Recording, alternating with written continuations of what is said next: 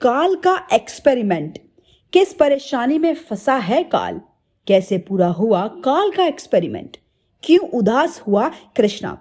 तो दोस्तों, जैसा कि हमने आपको अपनी लास्ट वीडियो में बताया था कि कैसे कृष्णा ने प्रिया को अपने पहले सपने के बारे में बताया, जिसमें उसने काल के एक्सपेरिमेंट को देखा, जहां काल ने उसके पिता रोहित मेहरा को अपनी डीएनए को एक साथ फ्यूज किया, जिसके बाद उसने उसमें कई सारी जानवरों के डीएनए को फ्यूज करना स्टार्ट कर दिया। लेकिन एक साइंटिस्ट के कहने पर वो रुक गया जब उसे ये पता चला कि इतने सारे डीएनए को फ्यूज करने से कोई नया ही बीइंग पैदा हो सकता है, और जो हमारे कंट्रोल में ना हो और ना ही वो अपने कंट्रोल में होगा। तो ऐसे में हम चाहते हुए भी उसे अपने लिए इस्तेमाल नहीं कर पाएंगे।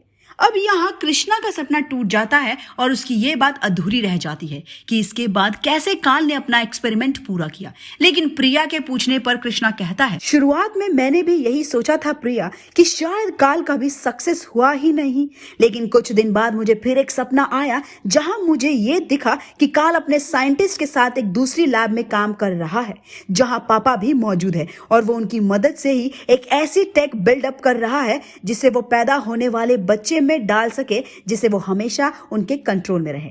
और ऐसा ही हुआ। काल ने सिर्फ 2 दिनों में ही ऐसी टेक तैयार कर ली। उसने एक ऐसी डिवाइस बनाई जिसमें काल की सारी मेमोरीज के साथ साथ उसके कॉन्शियस और सबकॉन्शियस माइंड का सारा डेटा उसमें स्टोर हो सके। यहां तक कि उसने इस डिवाइस को एआई लेस भी बना दिया है। वो किसी नेचुरल ब्रेन से उसे कनेक्ट कर सके, उसे वो ऑर्डर दे सकता था। काल ने इस डिवाइस को बॉडी से कनेक्ट किया और दोबारा अपने एक्सपेरिमेंट को स्टार्ट कर दिया। वो एक के बाद एक डीएनए को फ्यूज करता गया, और कमाल की बात यह थी कि उसके इस एआई टेक की वजह से जो एबिलिटीज उस बीइंग में जनरेट होने वाली थी वो और भी ज्यादा अपग्रेड होने वाली थी। यानी ये डिवाइस किसी जानवर की टेक भागने की एबिलिटी को और भी ज्यादा बड़ा करके उसमें इनपुट कर रही थी।